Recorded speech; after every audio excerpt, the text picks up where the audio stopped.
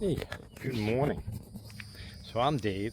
I'm going on my morning walk, like la di da, and just going around here. Thought I'd bring you guys with me as I leave my pity party behind and of 5 years, um, and make my health journey, uh, which is also dropping some massive weight. I'm down now like 60 pounds, 61 pounds. 179. I weighed myself yesterday. Haven't weighed it myself today. I do that a little bit later. Um, but yeah, so I'm getting there. Gotta balance this in my hand here. How do they do that? Oh, Dave, they use a selfie stick. I do that sometimes, but I always forget it. But this video popped up in my mind um, because you know how I say words matter and things like that. Um, and it got me thinking, and what started my journey is that I needed to make a change.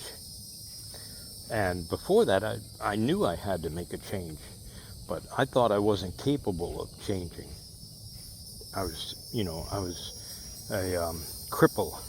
I was always in pain. I could barely walk. So how am I going to make a change, right? I didn't think I was capable of making a change. Do you guys believe that you're capable of making a change? Because when and looking at that, I looked at the whole picture, and I could barely walk. I was overweight. I was just mad at the world. I was mad at myself. I was mad at my family, you know, and I was depressed. Didn't want to go anywhere. I was like a shut-in, right? And I couldn't see any possibility of um, doing anything but what I was doing then. Overeating and oversleeping and just feeling miserable with myself. You know, that's why I called it a pity party, right? But then I started doing little things. I started reading and listening to audiobooks. I started saying, well, let me see what happens if I do this evil Russian push-up program. Can I do it? So I did it as with just doing knee push-ups, and it worked. I could see the physical change. I grew about an inch, a little over an inch on my arms. And then the second time I got about an inch on my chest. I was like, okay. So I started sending these little signals to my brain or my subconscious saying that, yes, change is possible. And then what I figured out slowly was that your brain and subconscious, they don't care what the reality you're in at the moment. It's like whatever the thoughts that you feed it, that's its reality. It can't tell the difference between what's really going on around you or what you're just imagining. So I started diving more into that, listening to Bob Proctor again. I listened to him years ago. You Were Born Rich, and Wallace Waddle, and a lot of these other guys that talk about cyber psychogenetics. Um, it's like the autopilot that you have in your subconscious that brings you back to what you believe you are. And then how do these changes take place? Then I went into the emergency room for my back, and I got another wake-up call with my fatty liver and plaque building up in my arteries. Then flashes of my brother who died because the artery ruptured while he was in surgery for another artery. And my mom, who passed away because she had a ruptured artery, and she had already gone through like 2 double bypasses or 4 bypasses. I mix them up. But yeah, and she was 63. My brother was 52 when that happened to him. We were 2 years apart. I'm 58 now. So, it's these next few years that I got that wake-up call that now, I'm changing. I made the change. I mean, let me see if I can move this here. See how skinny I am now? I still have some visceral fat in my belly. That's, the way our bodies are designed, that's usually the last to go. It's not stubborn. It's just that it's the last that goes. You just have to keep on working and pushing through it. But yeah, it's that change. My mind slowly started, making that change, knowing that I was capable of this change. I started seeing the results.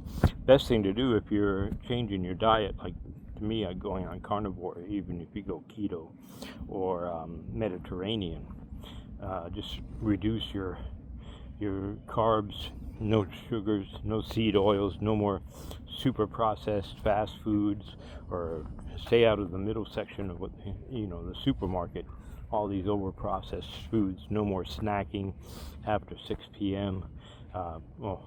Not even before that. Only eat like 1 or 2 meals a day, and you see the change.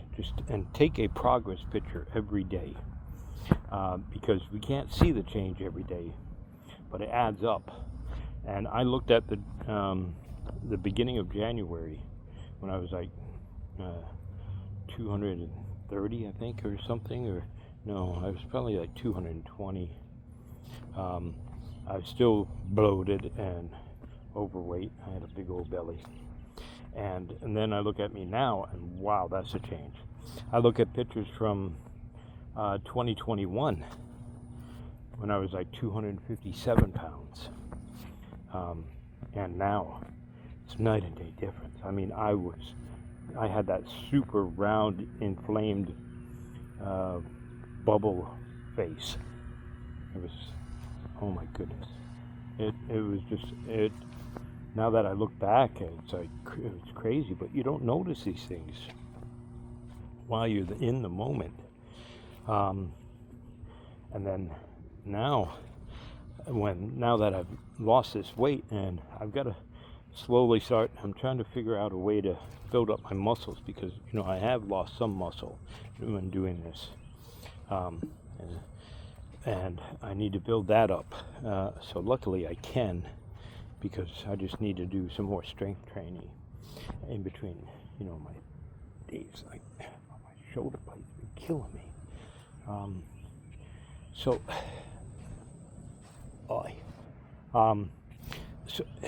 are you able to make the change?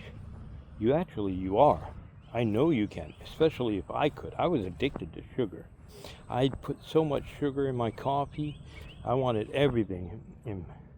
It was crazy.